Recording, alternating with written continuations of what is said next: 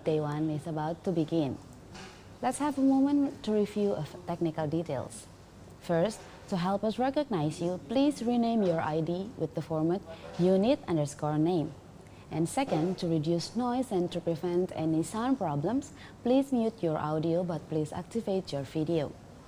Last but not least, I would like to remind all participants that you can drop your questions via chat box.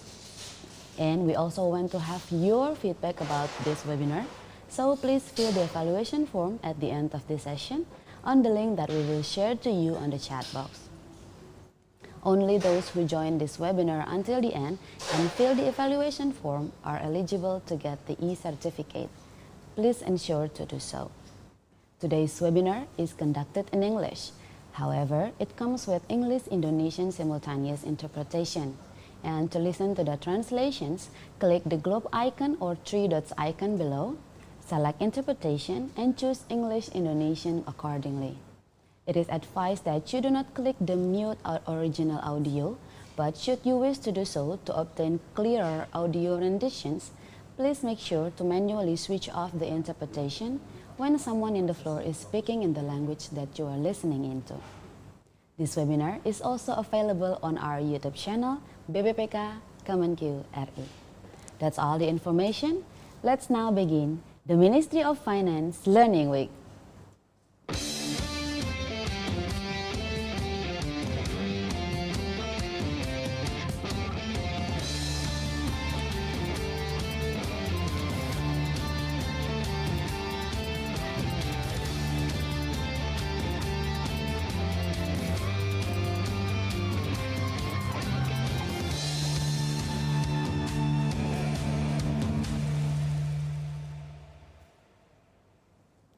Very good morning, ladies and gentlemen.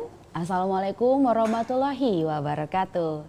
We are beyond happy to welcome you all back to the Ministry of Finance Learning Week 2023.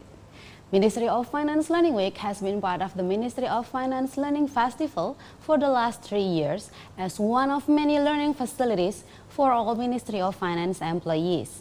And we thank you all, our fellow learners, Sobat Pembelajar, for the appreciations and constructive feedbacks so that we keep trying to better our efforts in providing you with the best knowledge from top sources, the experts and the professional practitioners.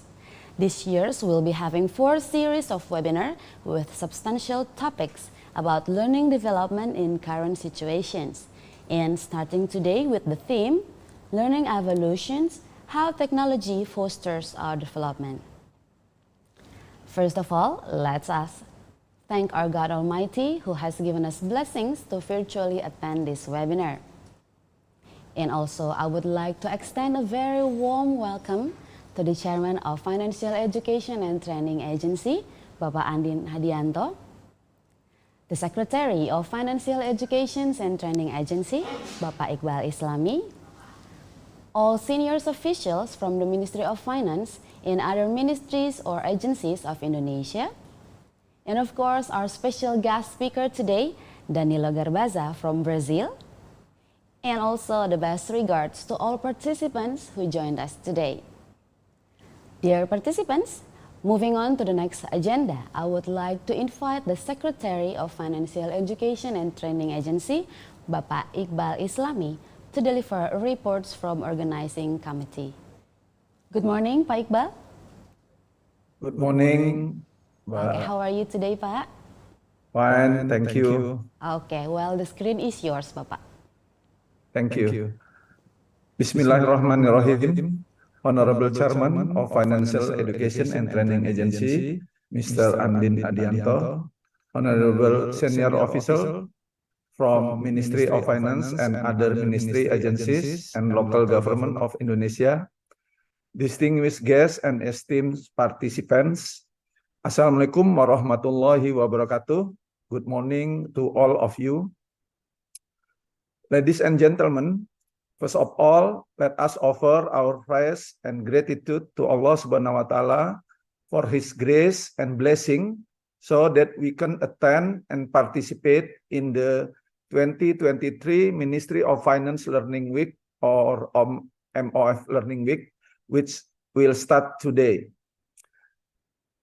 Before 2023 MOF Learning Week officially open, please allow me to report several important things related to the 2023 MOF Learning Week that will take place on 4 consecutive days starting from today to October 6, 2023. I'm delighted to welcome you all to this year MOF Learning Weeks, which will present various crucial topics that importance in helping us to become a learning organization and strengthening a culture of continuous learning in Ministry of Finance. In today's rapidly evolving world, where change is constant and unpredictable, the ability of an organization to adapt and thrive hinges on its capacity to learn, grow, and innovate. The MOF Learning Week aims to shed light on the principles, strategies, and practice that can help and empower us to embark on this transformative journey towards becoming a learning organization. The journey toward becoming a learning organization is not without its challenge, but the rewards are immense. It is a journey that requires dedication, commitment, and shared vision. As we move forward in this year MOF Learning Week, we will explore this principle and practice in greater detail, hear from experts who have successfully implemented them, and engage in discussion that will provide valuable insights. Over the course of 4 days, we have the privilege of hosting 4 esteemed speakers who will address a diverse range of topics, each offering unique perspective on the challenges and opportunities of learning in the digital age. On day 1, starting at 8:30 a.m., Mr. Danilo Garbaza, Head of Talent Acquisition at Petrobras, enlighten us on topic learning evaluation, how technology foster our development. This session will be moderated by Pilar Wiratama. Pilar currently serves as the head of the Learning Quality Assurance and Certification Division at the Center of General Financial Education and Training. On day 2 for October 2023, starting at 10 a.m., Helen Lee Boyd, President of the Reboot Foundation, who delved into topic making critical thinking work for you in the digital age. This session will be moderated by Dedi Abdul Hadi. He served as a Deputy Director of the Partnership National Single Window Agency, or LNSW. On day 3, 5 October 2023, starting at 2 p.m., Christine Hoffman, Team Lead Skill for Social Inclusion at International Labour Organization, will discuss topic Inclusive Learning for People with Disabilities. This session will be moderated by Lily Mutiari from the Financial Education and Training Agency. On the final day, 6 October 2023, starting at 9 a.m., Mr. Michael W. Morris from Columbia Business School will share insight on topic metacognition, the skill every global leader needs. The last session will be moderated by Mr. Neil Prayoga. Mr. Neil served as the head of the Human Resources Division at the Secretariat of the Fiscal Policy Agency. Ladies and gentlemen, MOF Learning Week event is open and accessible to a wide audience, not only for employees of the Ministry of Finance, but also for employees from all various government institutions, both central and local. This diversity of participants, of course, will contribute to the richness of our discussion during seminar session takes place. To ensure inclusivity, the MOF Learning Week will harness the power of technology. All sessions will be conducted online through Zoom meeting with simultaneous simultaneously broadcasting via YouTube for those who prefer this platform. Ladies and gentlemen, in a world where change is the only constant, the organizations that learn and adapt are the ones that thrive. Let us embark on this journey together to support our organization in becoming learning organization and strengthening our learning culture. Together, we can build a brighter and more resilient future for our organization and ourselves. Finally, before we commence this year enlightening MOF Learning Week, we would like kindly request the esteemed Chairman of Financial Education and Training Agency, Bapak Andin Hadianto, to deliver his welcoming and opening speech and also to open 2023 Ministry of Finance Learning Week officially. Thank you for all your attention and participation. Wassalamualaikum warahmatullahi wabarakatuh.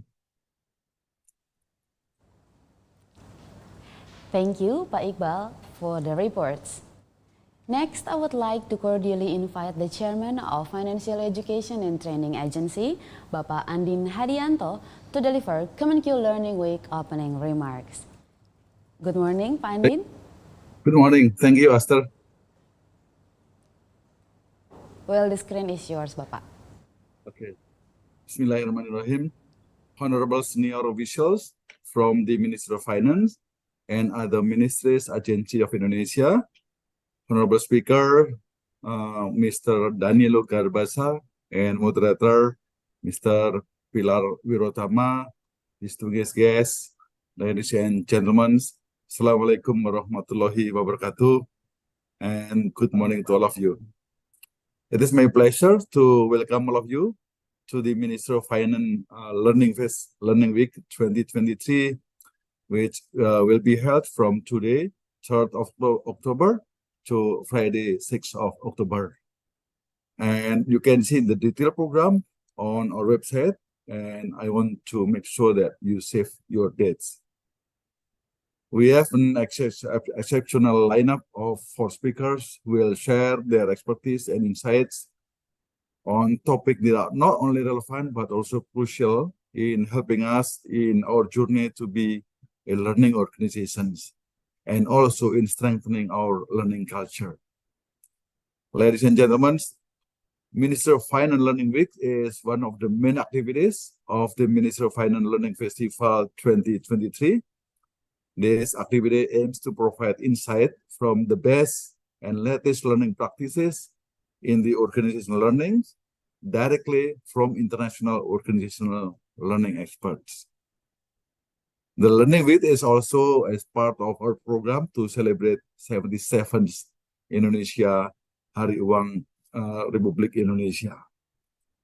The list of our speakers for this year MOF Learning Weeks are as follows, and I would like to highlight some of the topics that they will given in the next 4 days. Our first speaker, Mr. Danilo Garbasa, will delve into the realm of learning evolutions, how technology fosters our development. With his extensive expertise, Mr. Garbasa is uniquely positioned to guide us through the transformative role of technology in our learning journey. In the second day, we will have the privilege of hearing from Ms. Helen Lee Boek. Ms. Boek will shed light on how critical thinking can be a beacon of clarity in our professional life. On the third day, Ms. Kriti Dopen will bring her insights on inclusive learning for people with disabilities. Her insight into creating accessible and equitable learning environments are certainly precious. Last but certainly not least, on the fourth day, we will have the privilege of listening to Mr. Michael W. Morris, who will explore metacognition, the skill every global leader needs. As a renowned scholar and thought leader, Mr. Morris will guide us through the essential skill of metacognition and its implication for leadership in a globalized world. Ladies and gentlemen, for today, the topic is about the intersection of technology, innovation, and human resource development. Our speaker, Mr. Garbasa, has been at the forefront of Petrobras' digital transformation journey and has spearheaded the integration of technology into corporate training and development programs. In the next few minutes, we will delve into the fascinating world of technology's role in corporate training, drawing from his expertise and insights. At Petrobras, Mr. Gasbasa and his team have employed a range of digital and analytical solutions, fostering a culture of continuous learning and innovation within the organization. He will also share the criteria and factors Petrobras consider to use in a rapidly evolving landscape where new tools and platforms emerge regularly. Furthermore, operating within the unique context of a state-owned company presents its own set of constraints. He then will shed light on the challenges they encounter when experimenting with cutting-edge technologies and how they navigate these constraints effectively. So let us embark on this exploration of technology's role in corporate training with open mind and eager hearts as we learn from one of the foremost experts in the field. I believe this session will be very insightful and will inspire us to learn how to develop and adapt technology into this fast-paced and demanding world. Ladies and gentlemen, as we embark on this intellectual journey, I encourage you all to engage actively with our speakers, ask questions, and take away knowledge that can be derived positively for changing your mind, changing your personal and professional life. Let this event inspire us to continue exploring the ever-expanded horizon of learning and potential that emerge when experts in their field come together to share their expertise, wisdom, and insight. Lastly, please allow me to take this opportunity to officially open the 2023 Ministry of Finance Learning Week. Without further ado, let us begin this event. Thank you very much. Wassalamualaikum warahmatullahi wabarakatuh. Thank you, Pak Andin Hadianto, for the opening remarks. Well, ladies and gentlemen, we will get into the main agenda right now, the presentation and discussion session. And today's session will be led by a moderator, a good friend of mine, Mas Pilar Wiratama. Good morning, Mas Pilar. Good morning. I'm fine. I hope you're fine too. Yeah, it's nice to be here together with all the learning enthusiasts, actually. Okay. Well, before I hand over the session to you, I'd like to introduce you to all participants. Mas Pilar Wiratama is a communication enthusiast with more than 10 years of experience in public sector. He is passionate in communication strategy, digital and social media, event management, and learning and development. He works at the Financial Education and Training Agency, Ministry of Finance of the Republic of Indonesia. And he serves at the head of Learning Quality Assurance and Certification at General Affairs Training Centers. He holds a master's degree in Public Relations and Corporate Communications from School of Professional Studies, New York University, United States of America. Well, without further ado, Mas Pilar, the screen is yours.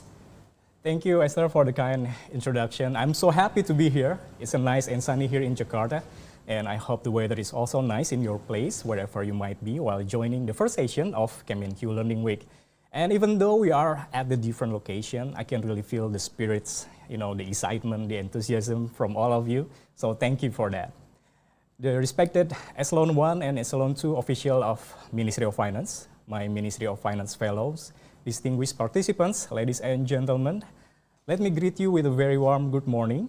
I'm Pilar Wiratama from Financial Education and Training Agency. I'll be your moderator for our first session in the series of Kemenkeu Learning Week. Ladies and gentlemen, the world now is evolving. The use of technology and machines is rising in our everyday lives. I think we all agree now, in order to survive in this evolving world, we need to adapt. In order to adapt, we need to keep learning. But the question is, what kind of learning that we should do or do we need, and how we do that? And also how we, as learners, can benefit from the technology that could foster our development. To discuss the topic, we will have a very inspiring speaker who will talk about learning evolution, how technology fosters our development. Well, not only a speaker, he's also a head of talent acquisition at Petrobras, Brazil, as you heard before. So please allow me to introduce his short bio. Mr. Danilo Garbaza is the head of talent acquisition at Petrobras, a Brazilian company that operates in an integrated and specialized manner, in the oil, natural gas, and energy industry, and is recognized worldwide for its oil and natural gas exploration and production technology in ultra-deep waters. Previously, he served as the head of Petrobras University, responsible for providing training and development solutions for all company employees, with a focus on the knowledge and competencies critical to enabling corporate strategies. He led the digital transformation journey of Petrobras HR, implementing various digital and analytical solutions, developing people with digital mindset, and implementing projects for process automation, people analytics, and self-service platform. He holds a master's degree in production engineering and has executive education from the Kellogg School of Management and Stanford University in the areas of data science and management for innovation. He's also a professor and speaker on topics related to digital transformation, people analytics, data science, learning, strategy, and innovation. Such an impressive bio, I must say. So ladies and gentlemen, please welcome on screen Danilo Garbaza. Hi Danilo, how are you? Hello. I'm fine, and you? So good morning, or should I say good evening to you, I suppose, because it's nighttime in Brazil, right? Yeah, that's it. Very late night here. Okay, it's late night to be exact. Okay, Danilo, I want to thank you for spending your time with us today. It's great to have you here. But before I give the screen to you, I just want to give you a quick question. So we all know that the role of technology and machines are rising. More and more companies have adopted technology, such as artificial intelligence or AI into their work. Some might say that it could threaten human workers. I think this is an interesting discussion. So as the head of talent acquisition of Petrobras, how do you see the impact of AI adaptation into work for human workers? Do you see it as a threat or as an opportunity? And what do you think we should do to respond to that phenomenon? Daniel. Yeah, thank you. I think it's a very, very good question to start and to warm up our conversation here today. I think it will be a big opportunity for those who will be prepared to live in this new world that we will live in the future. So I think we have to be able to adapt, to change accordingly in the fast world that we are seeing around us. So for those who will be able to change, to learn every day, to adapt, I think it will be a large opportunity in the future. So, and for those who won't be able to adapt, to change, to learn, I think we can also see it as a threat. So depends on which side you are, and what is the solution for that? Learning. I think that's the simple question for that. Okay, so learning. You mentioned 3 times. So it's very, very important, and it is an opportunity for those who prepare. So that's correct, right? So yeah, it's just like a 2 sides of coin, right? So if you are not prepared, it's going to be a threat. But if you are prepared enough, then it's going to be an opportunity. Thank you for your answer. And in a few more seconds, ladies and gentlemen, Danilo will bring us to his inspirational thoughts and speech about learning evolution, how technology fosters our development. So I believe that we can gain and enhance our knowledge by joining his session today. But before we start, I would like to inform the audience and also the participants. If you have any question during Danilo's presentation, please feel free to drop your question in the Zoom chat box. And for you who access this session from YouTube channel, you can write your question in the YouTube live chat. Well, without further ado, let us listen to Danilo's presentation. Danilo, the screen is yours. Hey, thank you. Thank you. I'm very happy to be here with you today. And we will talk a little bit about some big trends that we are seeing around the globe. So before starting here, let me share my screen with my presentation here. Just a minute, please.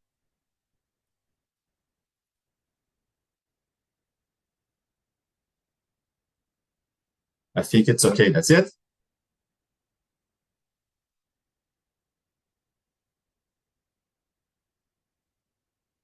So, learning evolution, how technology fosters our development. My main objective here today is to share with you some insights about some big trends that we are seeing around the globe and how you can adapt to this new road that we will see in the future. How can you use this all this technology in our favor, and how can we make part of all this change? I think the question that we have to warm up our conversation here, it's a very tricky one. So in which side we want to be? To see technology as a threat or to see technology as an opportunity? So we will be talking here today about how you can make all these changes to become an opportunity. So as was said, my name is Danilo Garbaza. I'm speaking to you directly from Brazil, in Rio de Janeiro. I work for Petrobras. Petrobras is the largest company in Brazil. We work on the oil and gas industry. So I'm the head of the talent acquisition department here. And I share with you here a QR code in order you can connect on the LinkedIn platform. So feel free to connect me there with me there, and we can exchange other experiences there. I bring for you here today 4 main topics. So we will start discussing a little bit about some big trends that we are seeing around the globe, and how can we adapt for all this change that we are seeing. After that, we will bring all the discussion for the learning. What is the main challenges that we are facing when we talk about learning today? So that is the second part of the presentation here.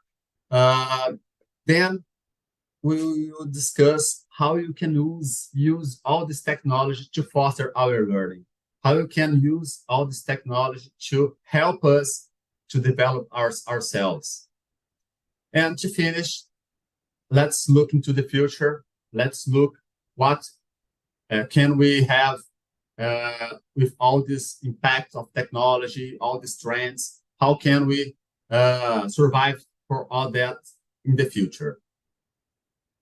So let's start discussing here all this change that we are seeing around the world.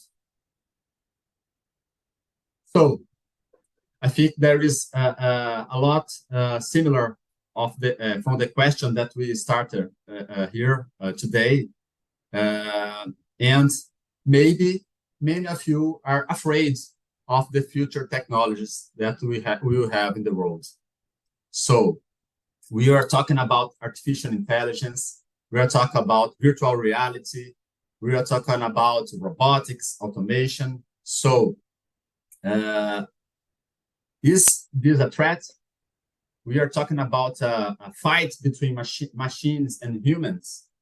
So maybe many of you are afraid and are a little bit concerned about all this change that we are seeing today, and we will continue to see on the future. But don't feel alone. we are seeing a big concern of many people around the globe. We can see here a lot of articles that were published very recently, articles that were published this year, talking about this. So we can see here an article that were published on Forbes saying, why does technology scare us? Another article that was published on BBC talking about the AI anxiety, the workers who fears losing their jobs to artificial intelligence. And a very recent article published 2 weeks ago at Gallup, talking about the US workers that are fearing technology making their jobs obsolete. So it's not a local problem, it's a global problem, and we have to face it. How can we be prepared for this future that we are seeing, that it's arriving? So don't be afraid, don't be concerned, because we have the solution and we will talk about it here today. And one reflection that you have to make is that all this transformation, it's not something new. When we see some historical data here, and just this chart here brings some 150 years of data of jobs in US markets, and we can see here in just one chart a lot of change happening. So we can see here, for example, in the 1850, more than 50% of the jobs were in the agriculture sector. And just 100 years later, we had a whole different world. All the main jobs in the agriculture sectors were automated. We saw a lot of technology being applied to the agriculture sector. On the other hand, we see the manufacturing starting to grow, people coming from the farms to the cities and starting to work on the factories, for example. So we had a lot of change in all this period here. But after that, we also saw a lot of change, because we started to see automation being applied to the manufacturing. So we started to see a decline in the jobs in the manufacturing sector. And we saw a growing demand for jobs in the services sectors. So as you can see here, the most recent data, the most part of the jobs are in the service sectors. We are talking about telecommunications, healthcare, entertainment, education, government, financial services. So we can see here that change, transformations in the economy, in the jobs, in the society, it's not something very new. We are talking about hundreds of years here, and a lot of changes happening. So the human being are used to change. So we have to be prepared for the change that we will have on the future. And what kind of change we will have on the future? Let's see.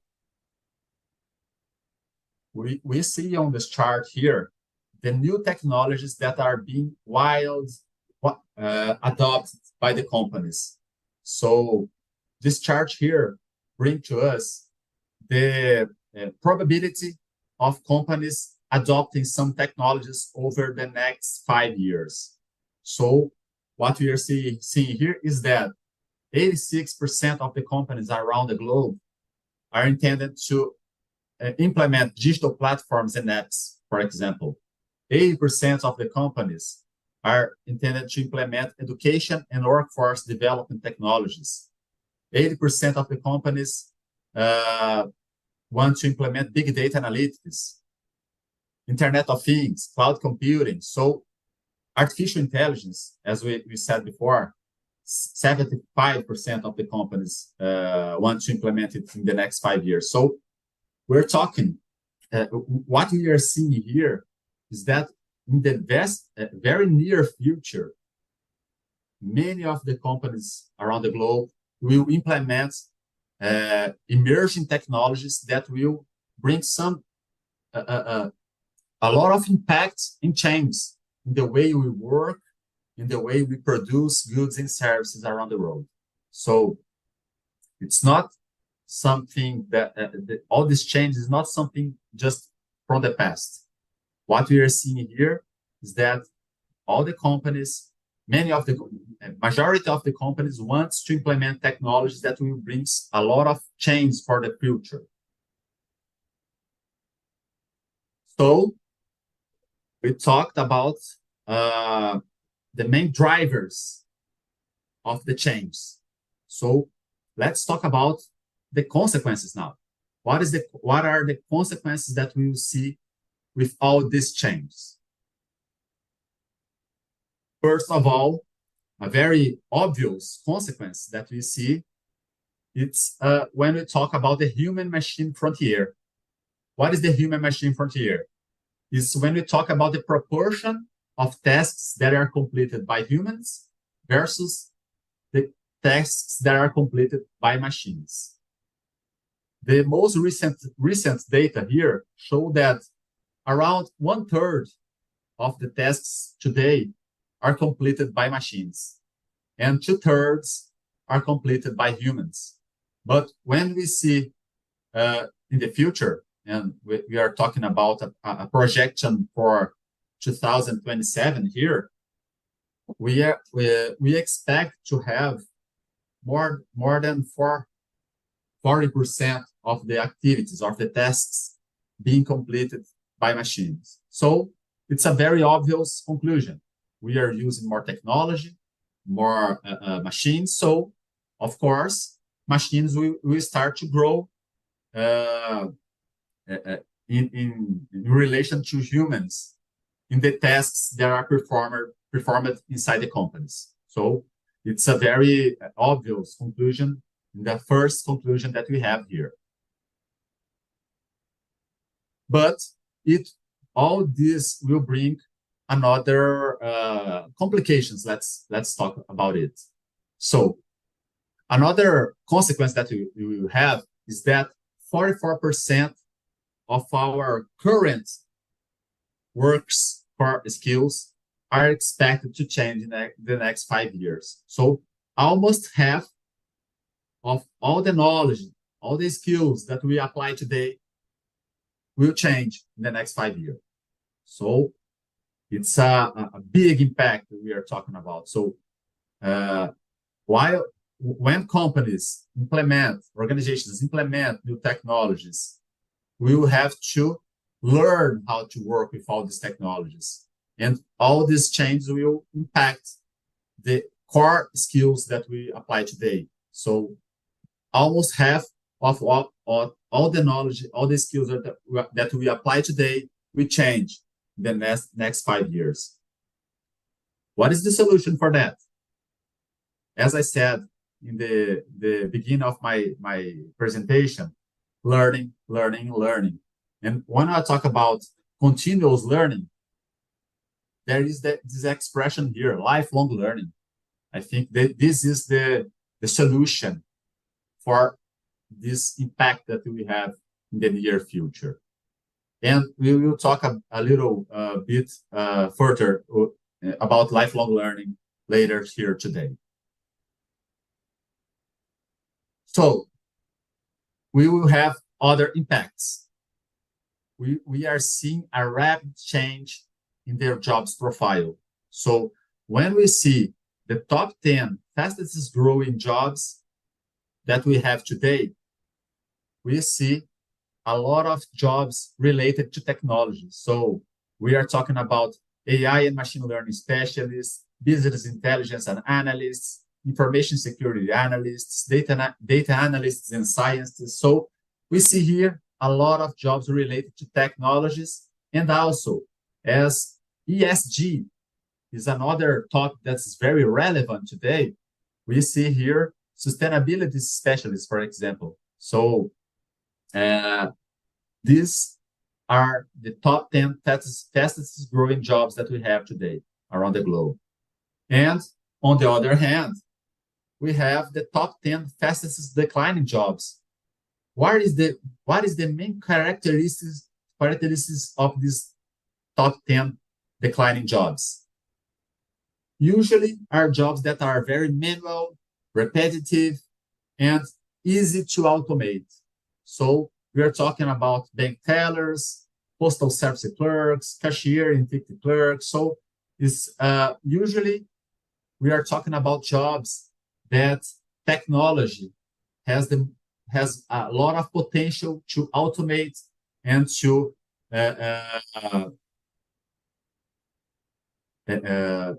take part of this process here. Another big change that we are seeing, it's about the skills that you have, that is important to have. So the top skills priority that we see for the future are related to cognitive skills, self-efficacy, and technology.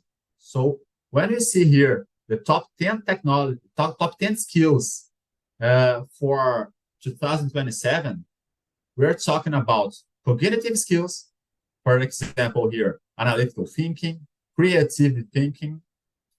We are talking about self-efficacy skills. So when we talk about self-efficacy, we are talking about resilience, flexibility, agility, curiosity, and lifelong learning, as I said before.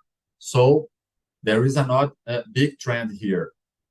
And of course, technology skills. So artificial intelligence and big data, technological literacy, design and user experiences. So we have here a big picture of what are the main skills that will be prioritized in the near future.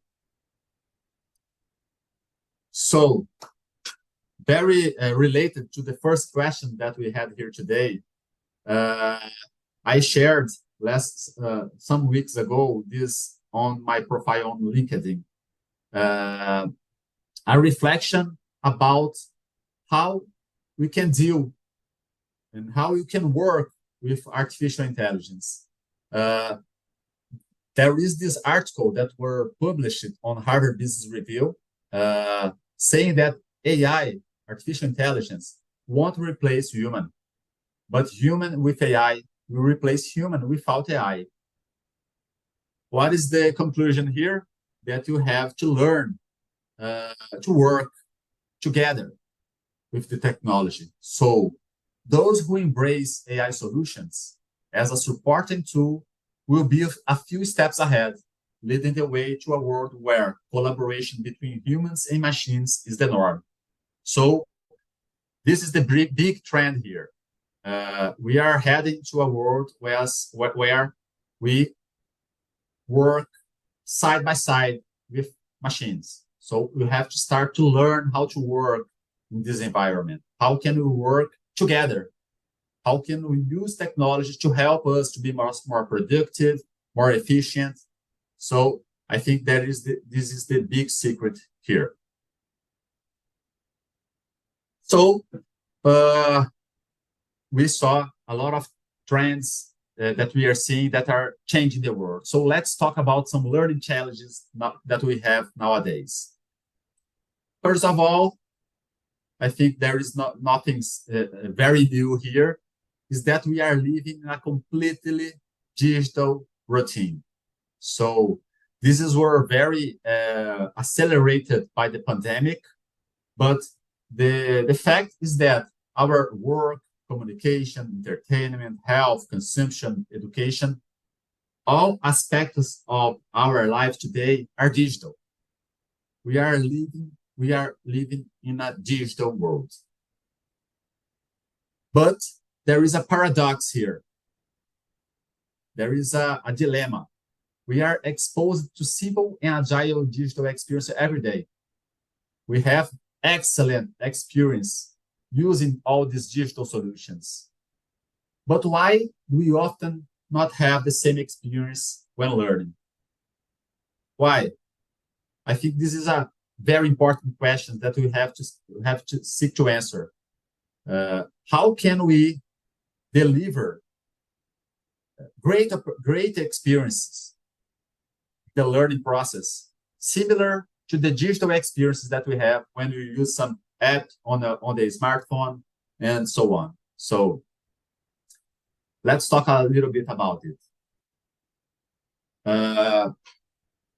So some challenges that we have here today, you can sum up here it in 4 big challenges. We have, as we talked earlier, we had a knowledge volatility. So the solution here is to provide up-to-date content that addresses the competencies and skills that are needed at all times. So it's a first big challenge that we have today for corporate education. We have the need for agility. So how can we deliver easy to access, fast consuming content with development oriented toward a practical application?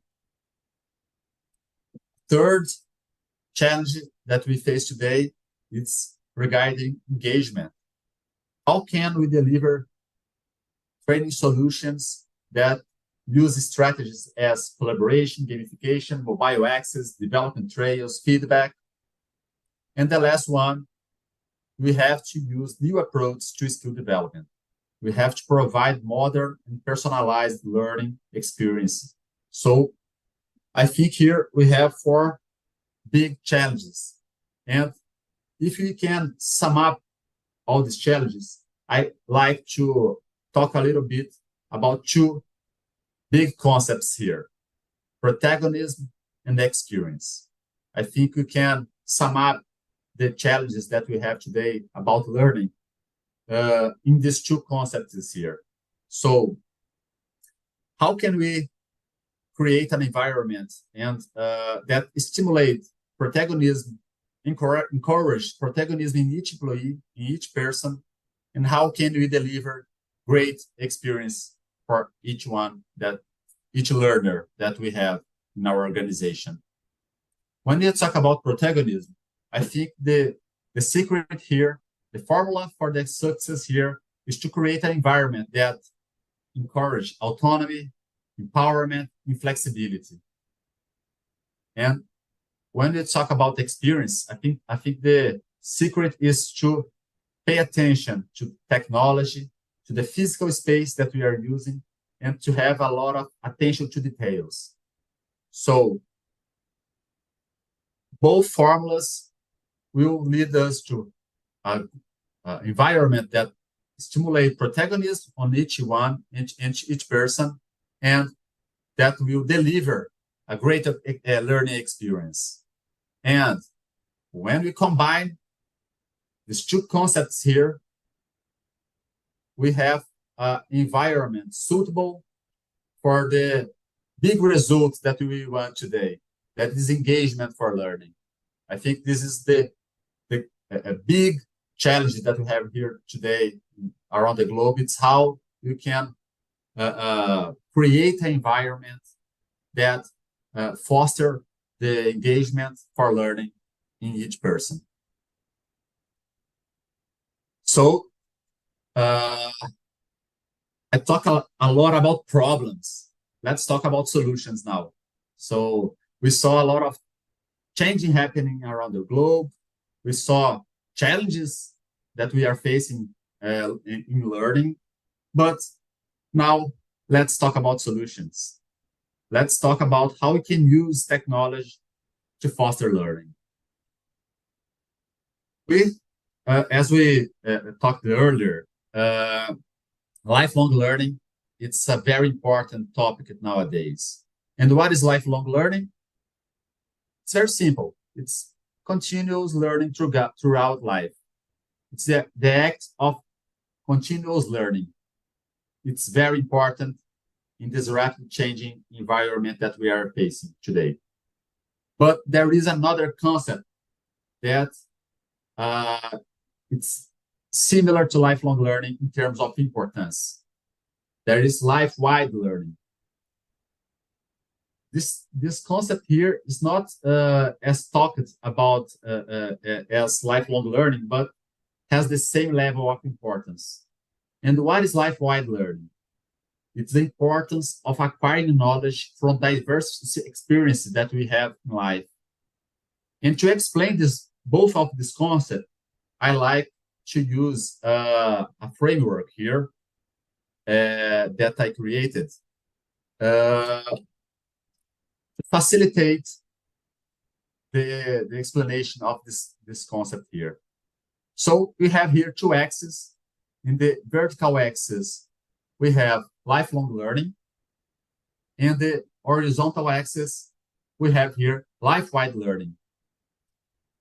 And lifelong learning divided here by basic education, higher education, continuing education. And life-wide learning divided here by formal and informal. So let's see what we are talking about when we are saying life-wide learning. First of all, we have here the classic learning process. So the classic learning process is the combination of a formal learning applied here to the basic education and the higher education. We are talking about here of the early childhood education, elementary school, high school, undergraduate, graduate school. So it's the classic learning process that we see in our lives. The second block here, it's the combination of formal education applied to the continuing education. So we're talking about extension courses, improvement, and so on. Usually are the development solutions that you use in the organization, inside the organizations. But the main differentiator of the life-wide learning is this third block here. We are talking about the informal way of learning. We are talking about learning obtained through experience such as conversation and exchange of experience, internet search, social media content, books, movies, series, videos, podcasts, travel, and so on. So the secret here is knowledge is the combination, is the sum of formal learning and informal learning. Maybe it's very obvious this, but when we are in our daily routine, usually you get very focused on the formal way of learning. And we forget that we can learn a lot using some informal strategies. So this is the concept of life-wide learning. How can we learn using all these experiences that we have in a daily routine? And another reflection that we have to do, it's about we are living in a world of abundance. And maybe you don't perceive that, but we are living in a world of abundance. So what we had some decades ago? We had difficulty in accessing information. We had few learning content options and high cost of the information. What we are seeing today, we have easy access to information, wide variety and volume of learning content options, and costs are decreasing. So if we stop to think, we have exponential content available on the web. We have a lot of content. So what is the challenge today? It's how we create and prioritize all this content in an effective manner. So I think the problem is not there is no information, no training solution, no content. This is not the problem nowadays.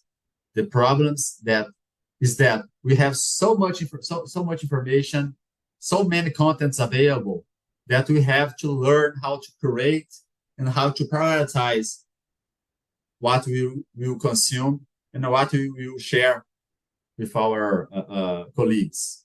That's the real challenge that we have today. And just to give you an idea, here are some examples of the huge variety of edtechs, startups that we have around the world that are delivering learning and development solution. So we have a lot of partners, a lot of learning solutions that are available around the globe. So the challenge is how to choose which one of these we're gonna use, which one of these we're gonna partner, which one of these we're gonna offer to our employees in our organizations, for example. So this is an example of the abundance that I talked before. So let's dig a little deeper inside that real case here. So this slide here shows for you the evolution of the digital transformation that we had in our training development at Petrobras. So we can see here the lot of technologies that we adopted in the last years. But there is a catch here. I confess to you that I don't like to see things in this way here. That slide showed a bunch of technology, okay, but why? What is the purpose of each one of this technology, that I showed? So I'd like a lot of this framework here. Maybe many of you know this framework here. It's based on the book of Simon Sinek called Start With Why. And I think this is the question here. How can we choose the right technology to use? We have to start with why. What is the problem? What is the purpose of what is the problem that we are wanting to solve? Many of the times, the tendency is to rush to answer the what. What technology? What is the best technology that we can apply here today in our company, in our organization? But we have to take some steps back and start with the question why. Why? What is the purpose? What is the pain that I wanted to release? What is the problem that I wanted to solve? So I'd like to see that framework that I showed before in another way. Instead of seeing a bunch of technology being adopted, I prefer to see all that technology organized around the purpose. So when I'm talking about learning, we're talking about the main purpose here is to create, to collaborate, to engage, to share. So each one of that technologies can help us to solve some of these problems here. So we have to start to think, what is the purpose? What is the problem that I want to solve? And after that, we can start to discuss which technology is best to solve that problem. And I like now to share with you some examples of technologies that we can apply to foster learning in a practical way in our organizations. And at Petrobras, our strategy to do that, we're launching a laboratory dedicated for innovation in learning. We called it Expand Lab. Expand Lab stands for Laboratory of Learning Experience with Disruptive Tech Methodologies. And this laboratory here is responsible for testing, prototyping, and applying a lot of disruptive technology and methodologies dedicated for learning. let's see now some examples here. Some practical examples. One example that I like a lot is the digital authorship. What is the digital authorship? We provided tool and guidance for our employees to produce and share knowledge around the company. So it was a good strategy to empower each one of our employees to produce and share content.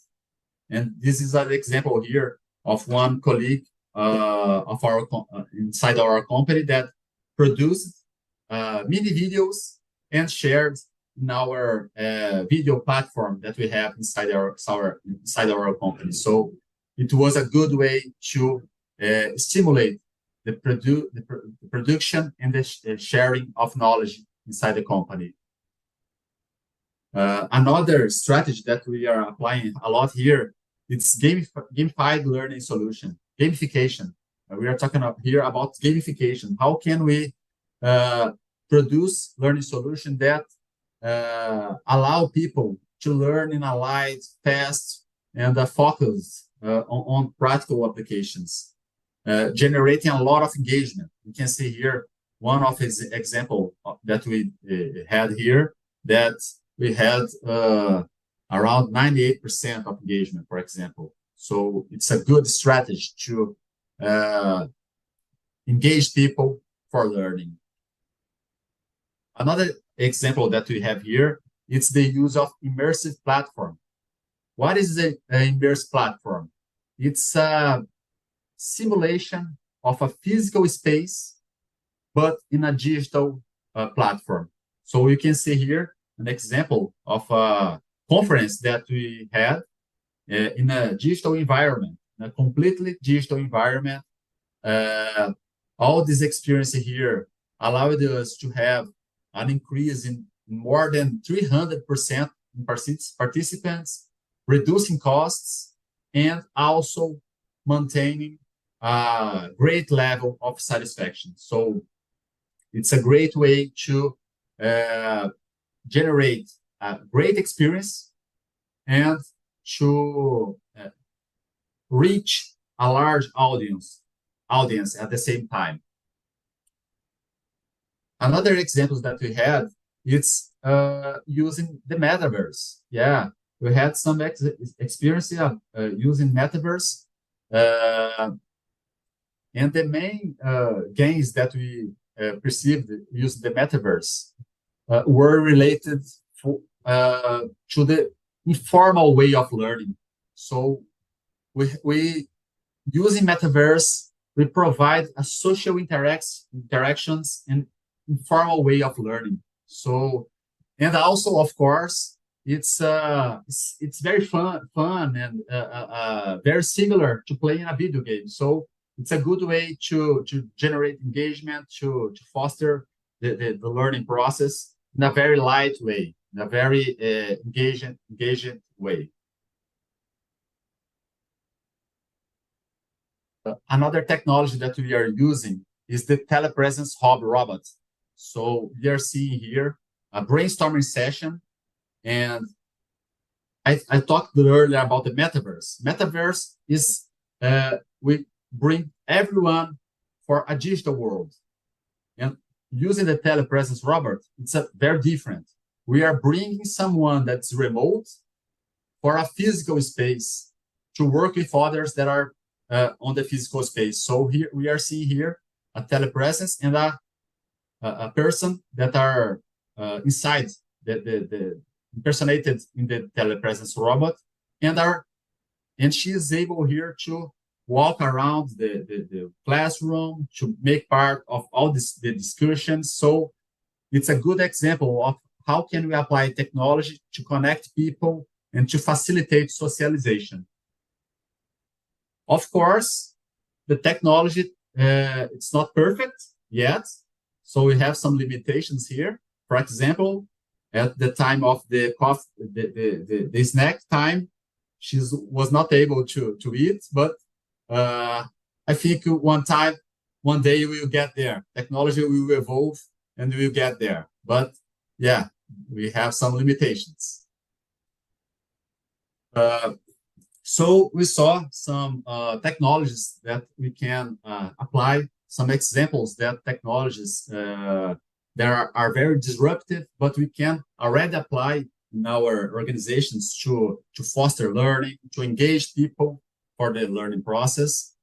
But let's look into the future. Let's look in some trends that we are seeing into the future.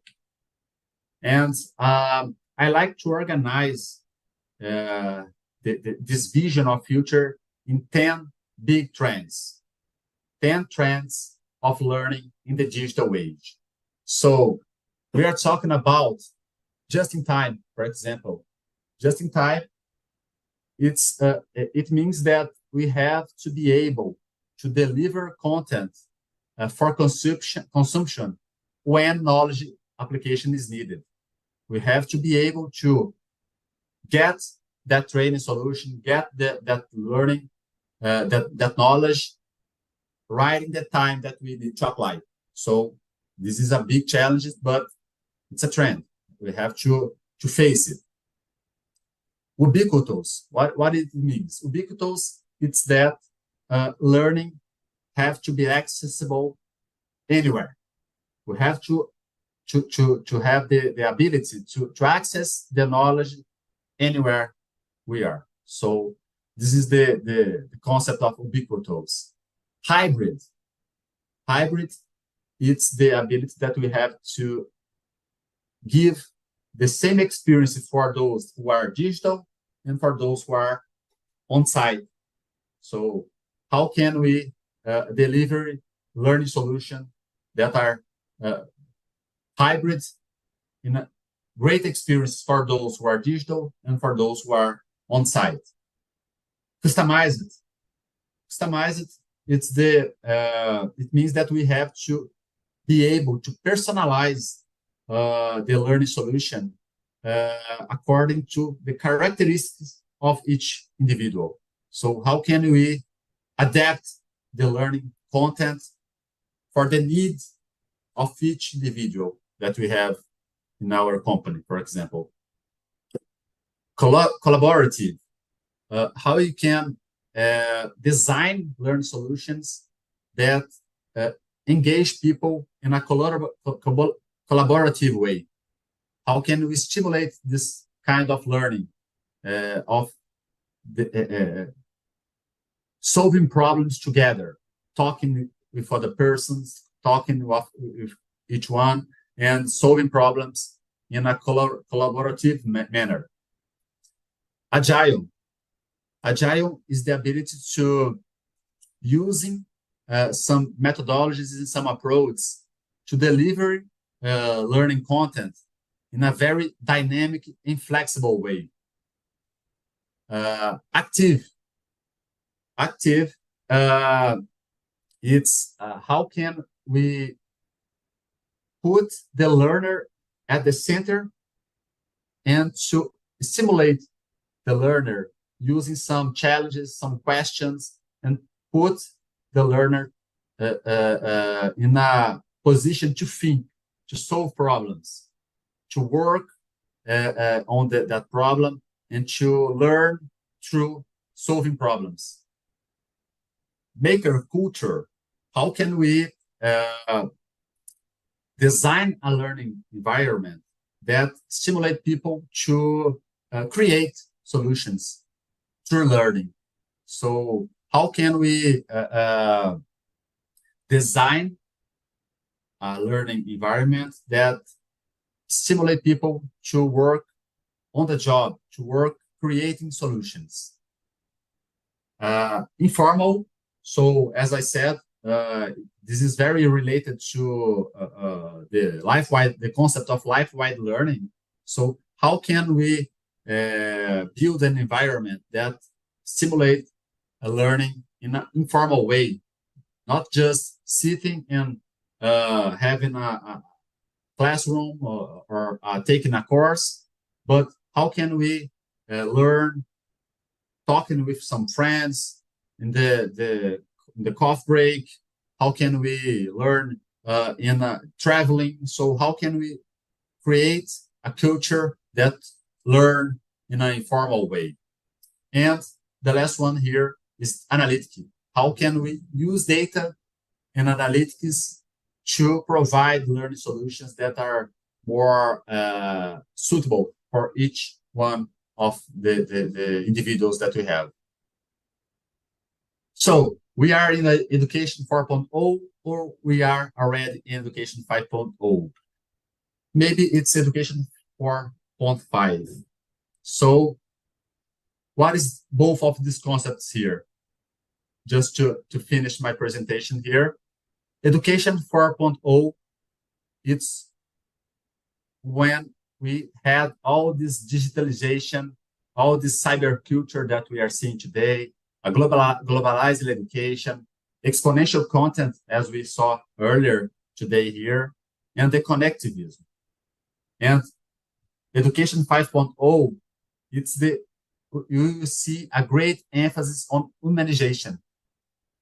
You have a great focus on putting the human being at the center, the learner, and use technology in favor of collaboration and affectivity.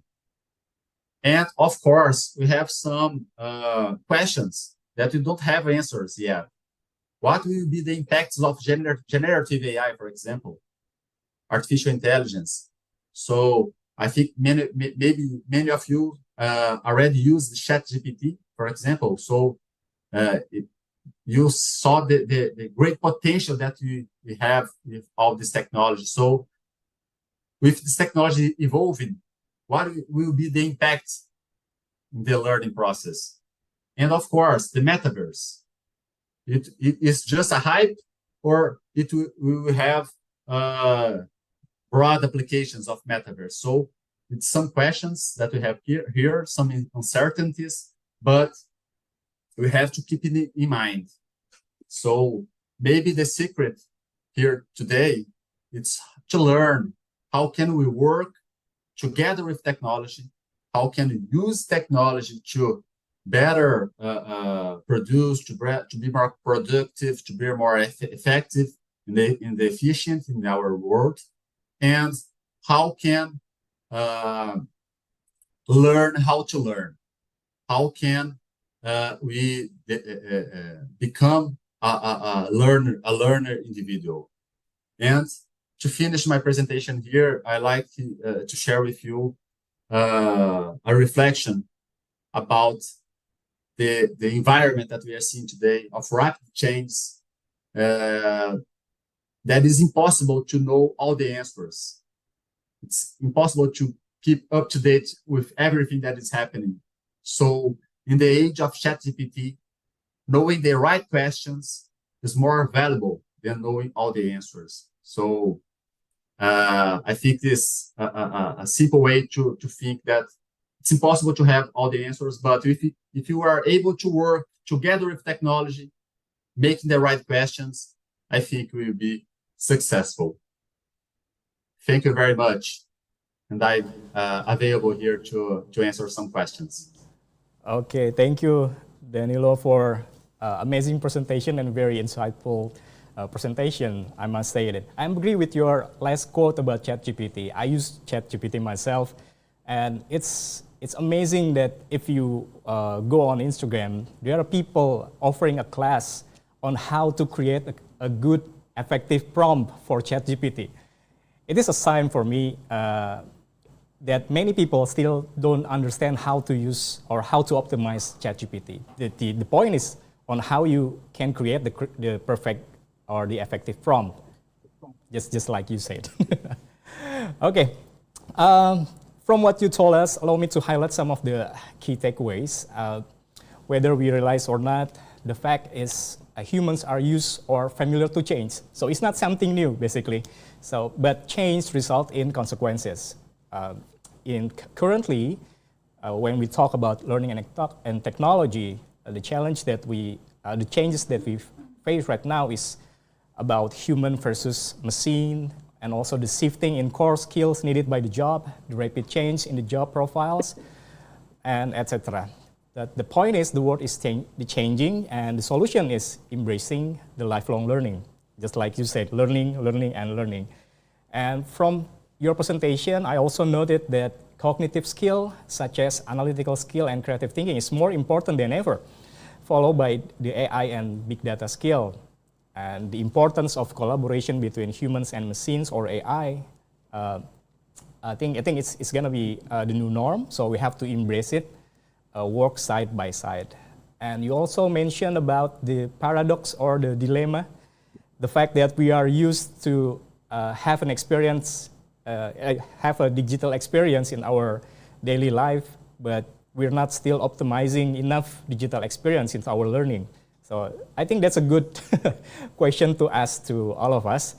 And you also point out the 4 challenges that are faced by corporate education, and you also mentioned the solution.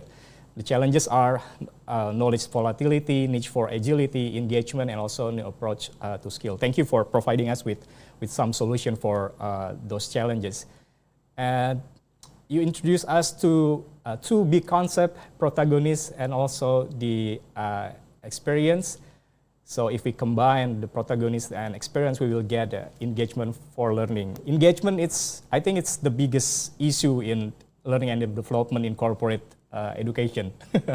Because nowadays with the online learning, the participant may join the class using his laptop, but at the same time, the boss is still asking him to do something, right? So the engagement is not there. So I think it's happening all over the world, and we still don't know how to face it. But hopefully with your solution that just presented just now, we will work on that. So. And also you mentioned about that we are in the condition where we have abundance source of knowledge, but the big challenge is how to curate and how to prioritize content effectively. And thank you also for sharing all the learning technologies used in Petrobras. The interesting part for me is that in Petrobras, the new technology, whether you want to use it or not, it always started with why. So it's not just riding wave kind of things. It's not just following the trend, but you use technology to address the reason why that you need the technologies in terms of learning, of course. You mentioned about video gamification learning solution, immersive platform, metaverse, and telepresence robot. And also interesting that you also provide us with numbers on every samples. It's showing us that the technology used in Petrobras are always open for evaluation or measurement.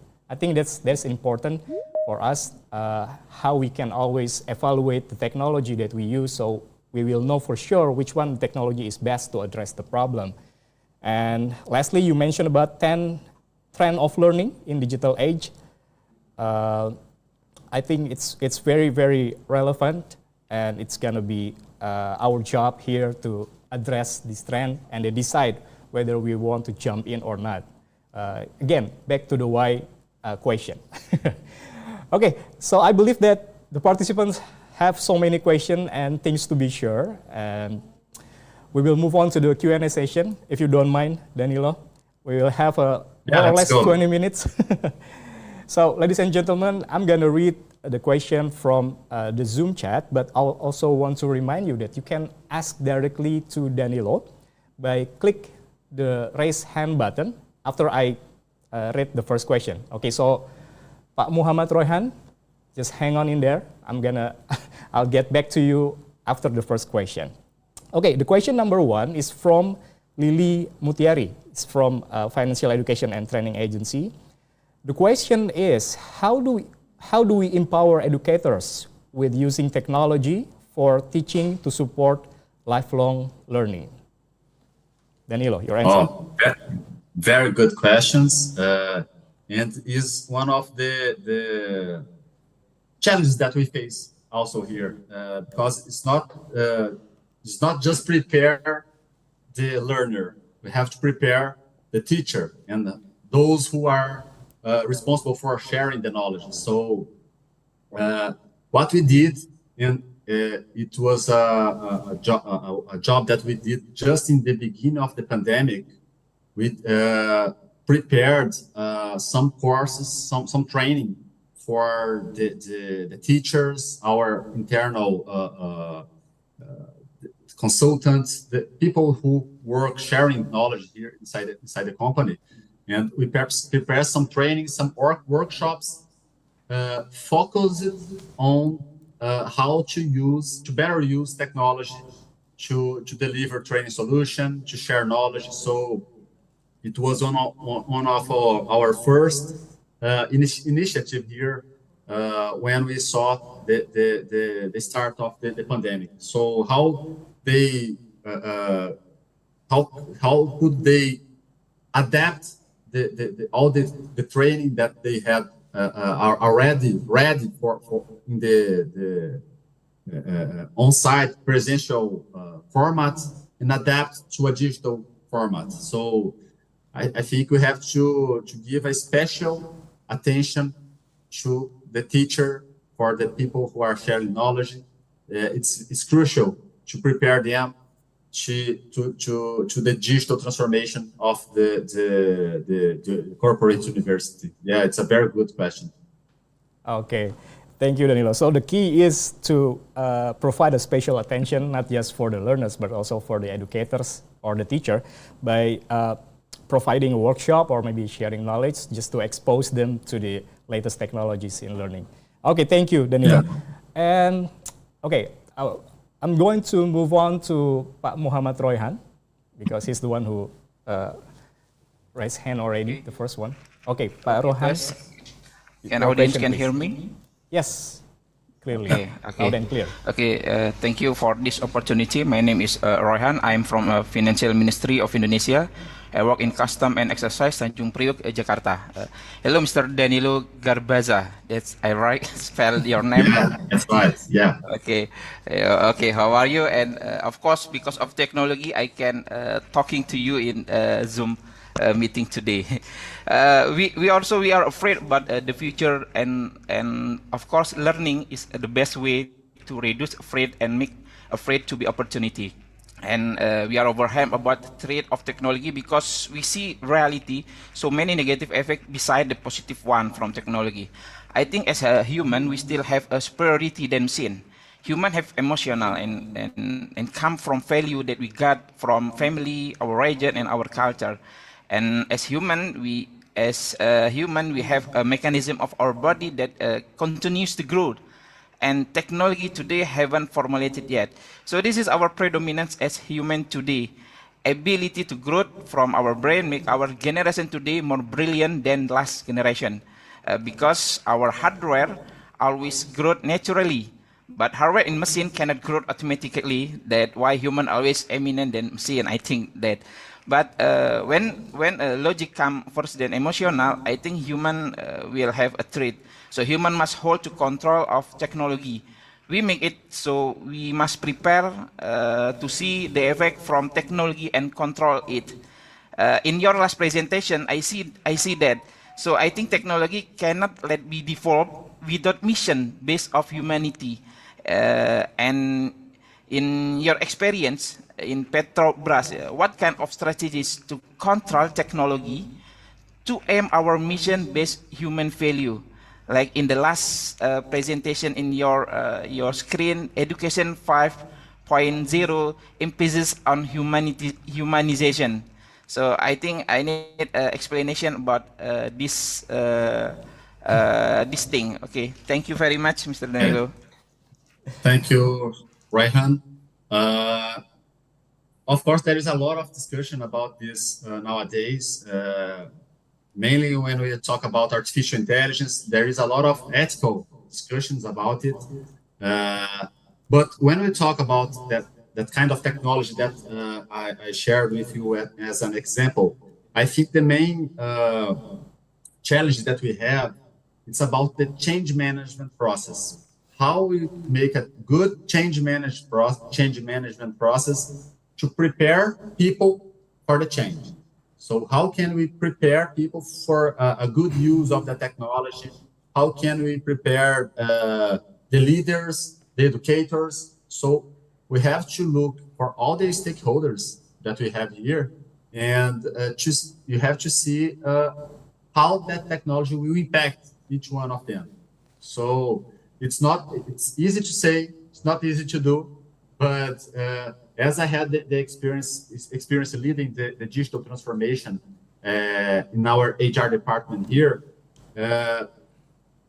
I think the most lesson learned that I had was about change management. So how we map out all the impacts that technology will have on our process and our people, and how you prepare people for the change, to giving clarity for them that it's not a threat, it's opportunity, and you not take their jobs. You just have to change, but it's in a good way.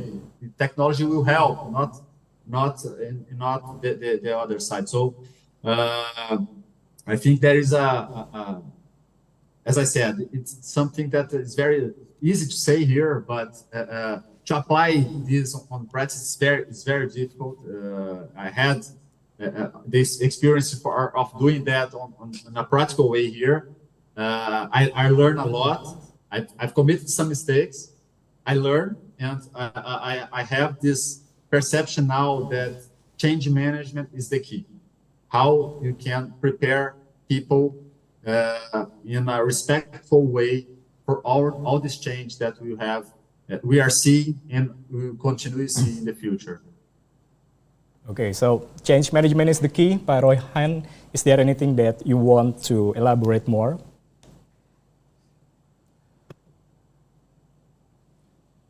Pak Royhan? Okay, I think it's enough. Can we move on to another question? Thank you, Danilo. Change management to prepare all the people for the change and also to make sure that the change is aligned with the mission of the organization, right? So yeah, that's I totally agree with that. So I want to move back to the chat, the question from the Zoom chat, and then after that I'm gonna move on to Pak Rico. So I'll get back to you, Pak Rico, in the moment. So the next question is from Gilang Suci, from Financial Education and Training Agency. This is from YouTube chat. Will we see a significant reduction in job opportunities as technology keep developing and implemented? What the impact to the kind of job that will disappear and appear by this phenomenon, especially in the learning and development? Danilo, your answer. So, yeah, thank you. I think that there is we have to look both sides here. Of course, there is a lot of jobs that will be impacted by the new technologies and jobs that will be lost. But at the same time, we are seeing a lot of new jobs that never existed before. Yep. So we had a lot of new opportunities arriving. So in the last version of the Future of Jobs report of the World Economic Forum, the difference between new jobs being created and jobs being replaced by technologies were not great, were not very big difference. So we have a how can I say, impact of the technology in both ways. Just, of course, replacing some manual, some repetitive tasks that we have today in our organizations, but we also will have creation of new jobs. And for example, the question said about the learning development tasks. We have, for example, the development of specialists in virtual reality, for example, for developing learning solution in the virtual reality environment. Development in the specialists in metaverse, for example. So, as you said before, prompting engineering. How can we prepare prompting engineering to help in the learning process inside the company, for example? So, I think we had some. You can see the glass half full also. So I think the big challenge here is how we prepare those people who are today working with manual, repetitive, and tasks that will be replaced by the technology in the near future, the next years to come, and how can we prepare, make the change management necessary to prepare those people to work in a position that will not be threatened by the technology. So there will be a lot of opportunity also. Let's see by this way. Okay, so the jobs will lose, some jobs will lose, but another will also rise. So we need to prepare to seize the momentum. Am I correct? Yeah. Okay. Okay, next question, I'm gonna invite Pak Riko on screen. Pak Riko from Ombudsman RI, your question please. Izin Pak, saya pakai bahasa Indonesia saja. Oh, okay. Oke, Silakan. ya. The question Baik. will be in bahasa Mas, Indonesia. I will try to translate it to you, Danilo. Okay, silakan Pak Riko. Thank you. Ya. Oke, Mr. Danilo. Saya ada beberapa pertanyaan untuk yang yang sudah dipaparkan tadi, paparan Mr. Danilo, yaitu kalau misalkan kita sudah menerapkan AI di perusahaan kita, di organisasi kita, apakah memang nantinya tidak ada lagi staff atau entry levelnya? Kemudian kalau misalkan tidak ada lagi entry level atau staff itu, apakah nanti rekrutmen itu kita mengharuskan semuanya pro hire gitu? Kalau misalkan kita pro hire semua, bagaimana dampaknya dengan fresh graduate kita? Kemudian untuk di perusahaan Mister sendiri, apakah ini sudah diterapkan yang untuk karyawannya yang sudah decision maker, kemudian yang staff-staffnya sudah digantikan AI. Kemudian kalau misalkan sudah digunakan, apakah dampaknya sekarang apakah positif, perusahaan semakin berkembang dan operasional berkurang atau bagaimana? Seperti itu yang pertama. Kemudian yang kedua itu metaverse. Nah, saya dengar kalau untuk metaverse sampai sekarang itu belum terlalu, apalagi di Indonesia sempat ada tapi kayaknya sekarang menghilang. Nah, untuk perkembangan metaverse nanti ke depannya, apakah ini menjadi sesuatu yang keniscayaan atau ini sekedar batas sekarang? Kemudian bagaimana dampaknya di pemerintahan dengan adanya metaverse ini? Kemudian yang ketiga, saya tadi lihat yang 10 tren dari pembelajaran dalam dunia digital itu. Kalau misalkan ada Pak moderatornya, kalau misalkan ada lebih jelas lagi tentang deskripsinya, saya minta deskripsinya itu Pak, yang di 10 tren tadi. Terima kasih, itu aja Pak moderator. Terima kasih Mr. Danilo. Okay, thank you Pak Riko. I'll try my best to translate the question in English, Danilo. So the first question, as we all know, or as you mentioned before, the AI will replace most of the clerical jobs in organization with the automation and etc. etc. Will it affect the recruitment process? I mean, does it mean that the company will only hire the pro hire? And if so, what happened to the fresh graduate? That will be the first question. The second question is about the metaverse. What do you think about the metaverse? Is it unevitable? Did I say it right? Is it gonna be certain that the whole world will use metaverse? Because in Indonesia, it's not that too hype anymore since first introduced a couple years ago. He wants to know what you think about that.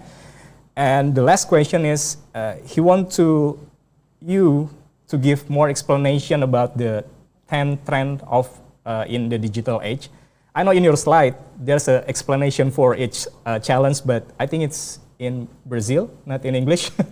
Well, that's our homework to provide the materials for the Pariko. Maybe you can address the first and the second question.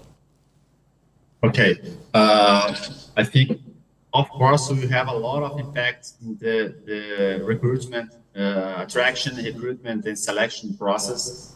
I think all the talent acquisitions departments around the globe are very worried about it. How can we attract the right people for all these future challenges that we are facing?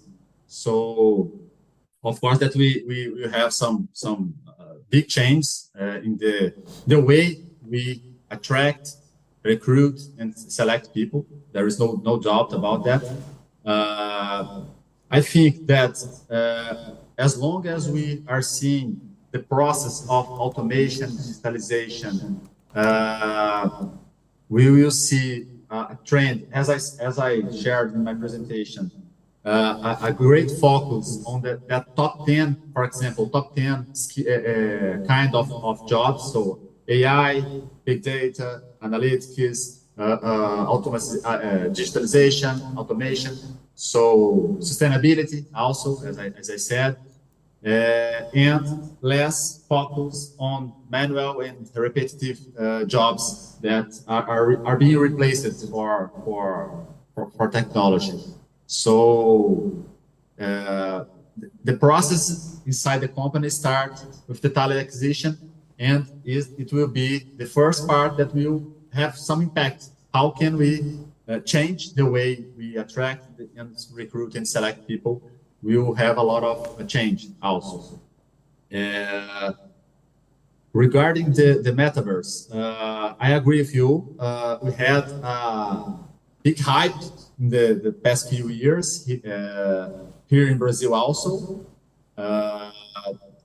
I don't know what we will see in the future. Maybe we can see some big new technology advancements.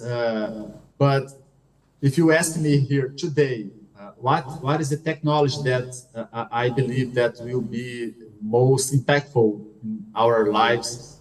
It's generative AI. I think what we saw with ChatGPT and many others applications, it's incredible. It's incredible the potential of this technology. So I think generative AI will have applications in a more short term. I think we have nowadays, today, if you want to deliver solutions that impact our jobs, you can use already use some solutions of generative AI. On the other hand, when we talk about metaverse, we don't have a lot of great case nowadays. But let's see what will come in the next few years. Yeah, I think it's mainly because if we want to use the metaverse, we need a expensive infrastructure. I must say, just like the Googles and all the gadget. Well, if you want to use ChatGPT, you just go to the website and then just type the question. It's more convenient for many people. Oh, and also Pariko, I forgot to mention that Pariko wants to know, does the recruitment process in Petrobras also changed since the arrival of AI? And how is it so far? Is it positive or negative? Yeah, I think the main change that we had here in the last few years is the creation of some new job roles. I see. So, for example, we had the creation of the data science. We didn't have this kind of job role here. We had some engineers, some analysts work with data, but we didn't have the specific job of data science. So we created, and we are now recruiting specific for this job role, for example. But I think we have much more change on the way because of this trend that we are seeing, all these technologies that are changing. So I give here one example of change that we already had here, but I think in the future, of course, we had a lot of change coming. Okay, thank you, Danilo, and also thank you, Pariko, for the question. For the third question, it's going to be a homework for us, and we will distribute the materials consist of the explanation of the 10. I already have the material translated for English, and I can share the updated version with you. Okay. Thank you, Pak Riko, and thank you, again, Danilo. And I'm afraid that will be the last question for today's session. I'm sorry for those who still waiting to be called. But before I end the Q&A session, I want to invite one more time to, I want to ask actually, Danilo to share us about share us your closing statement maybe for the participants. Danilo, please. Yeah. First of all, I'd like to thank you for the opportunity to be here with you today. I'm very happy to be part of this great conference here. And I think my main message here for you today is, as I said, we have to learn to work together with technology. You have to learn to see technology not as a threat, but as an opportunity. And there is a lot of opportunity when we talk about working with technology. You have to be aware that we can start today. Today, you can start to apply technologies that, as we said before, ChatGPT and other solutions. So there is a lot of practical applications that we can start today applying. So we have to have the mind open to how you can explore all of these opportunities. And of course, the secret, as I said, it's learning, learning, and learning. So we have to really apply the concept of lifelong learning and life-wide learning in our life. So I think that is the summary of my presentation here. Okay, thank you, Daniel. The world is changing. Be open-minded, and we have to learn to work side by side with the technology and the machines, and also learning. I think it's gonna stick on my head for the whole days. Thank you, Danilo, and we look forward to meeting you again. I'll see you in the next occasion. Take care. Bye-bye. See you. Bye-bye. Okay, so ladies and gentlemen, there you have it. The first day of Kemenkeu Learning Week. Thank you for all participants who joined us today on the first day of Kemenkeu Learning Week. Hope you all have a great times, and we'll see you again tomorrow. Please stay healthy and stay happy, everyone. I'm Pilar Wirotama signing off. Assalamualaikum warahmatullahi wabarakatuh. Back to you, Esther. Well, thank you very much, Danilo Gerbaza, for your insightful presentation. Actually, I was curious about the lab that you have in Petrobras, you guys have there, but maybe some other time. And also I would like to say thank you, Mas Pilar, for moderating today's session. It was very much appreciated. And it's a wrap for today, ladies and gentlemen. Once again, we want to say thank you for participating and also for discussing with us. And once again, don't forget to give your feedback about this webinar by filling the evaluation form that we already shared the link on the chat box. And well, this is the end. Stay happy and healthy. See you tomorrow on the Ministry of Finance Learning Week, Day 2, with the theme, Making Critical Thinking Works for You in the Digital Age with Helen Lee Boy. I'm Esther Celestina, signing off. Have a good day and wassalamualaikum warahmatullahi wabarakatuh.